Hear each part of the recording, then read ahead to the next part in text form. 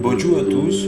Aujourd'hui, on va présenter comment programmer et configurer les sorties d'un microcontrôleur Atmega 32. Et pour le faire, on va d'abord analyser les codes sources et par la suite, on fera un petit montage pour vérifier le fonctionnement de notre système.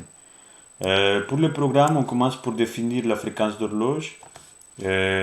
Par défaut, c'est 1 MHz si on n'utilise pas des oscillateurs externes. Donc là, on va expliciter la valeur de la fréquence du CPU. Les fréquences du CPU indiquent la vitesse à laquelle il va pouvoir lire des instructions. Et donc, sur notre cas, c'est 1 MHz pour l'horloge interne. Par la suite, on a les fichiers header. Le fichier header contient des références, des adresses des registres de microcontrôleurs. Par exemple, les DDRD, c'est les Data Direction Register, que notamment est utilisé pour configurer les pins soit en sortie, soit en entrée. Donc il y a une adresse en mémoire qui a été fournie par les fabricants. Et nous, pour améliorer et faire un peu plus simple la programmation, on va utiliser sa définition avec un mot-clé un peu plus facile, notamment pour la maintenabilité du code.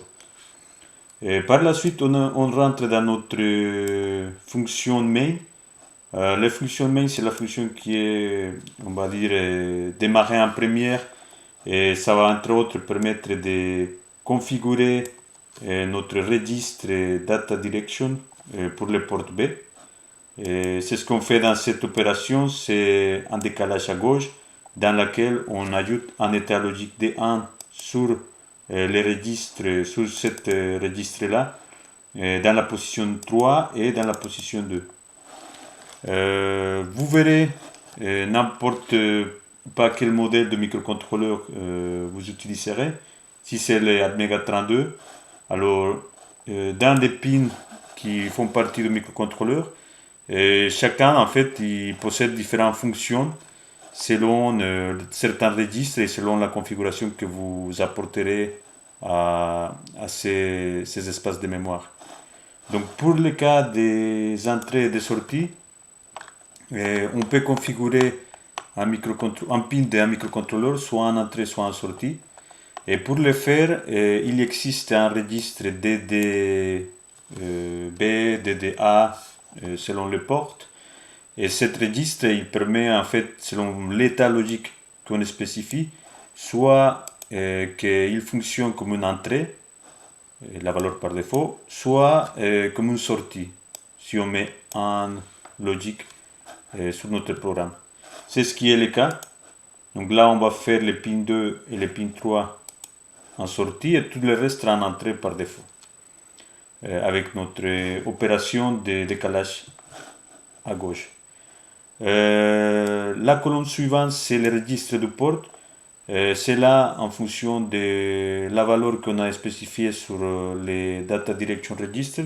Il va fonctionner comme une manière de contrôler le voltage qui va sortir de notre pin. Soit c'est 1, ça veut dire qu'il sortira 5 volts en tension.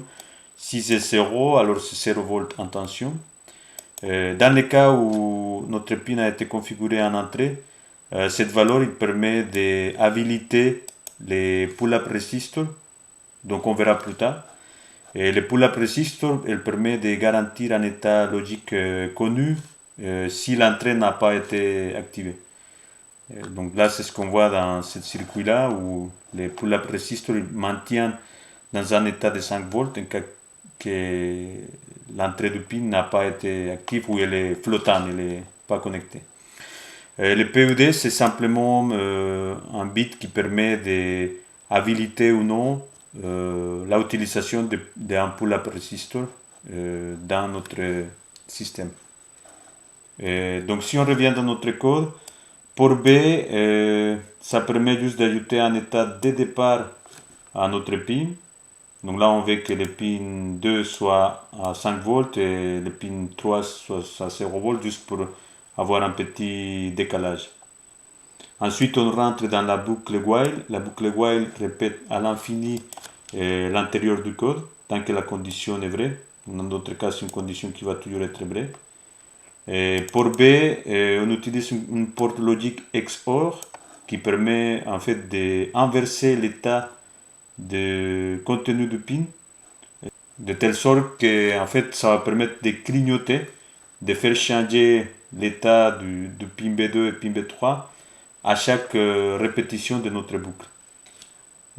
Par la suite, on a une fonction delay ms qui est contenue dans cette fichier header et ça permet en fait d'ajouter 1000 millisecondes, donc c'est-à-dire 1 seconde d'attente avant de répéter cette boucle.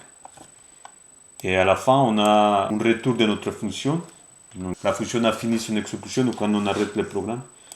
Et donc là, on a complété notre étape de programmation du code source. Là, on va passer à la partie montage.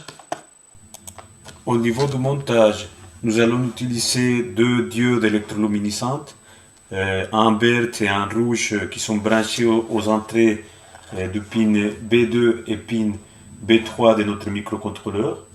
Le microcontrôleur il va être alimenté via son pin BCC et son pin ground à 5 volts.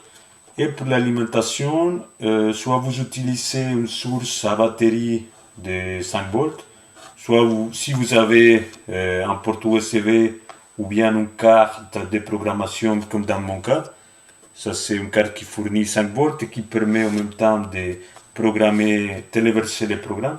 Là vous pouvez utiliser directement les 5 volts et utiliser directement les sorties qui sont adaptées pour le branchement des fils et connecteurs.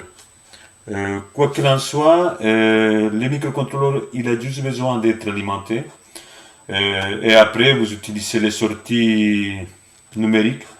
La résistance en série avec les diodes, avec la bonne polarité anode cathode, ça permet en fait de limiter les courants qui passent sur notre circuit pour éviter de notamment griller ou faire défaut sur les LED. Autrement, les deux LED sont protégés avec une résistance de 220 ohms.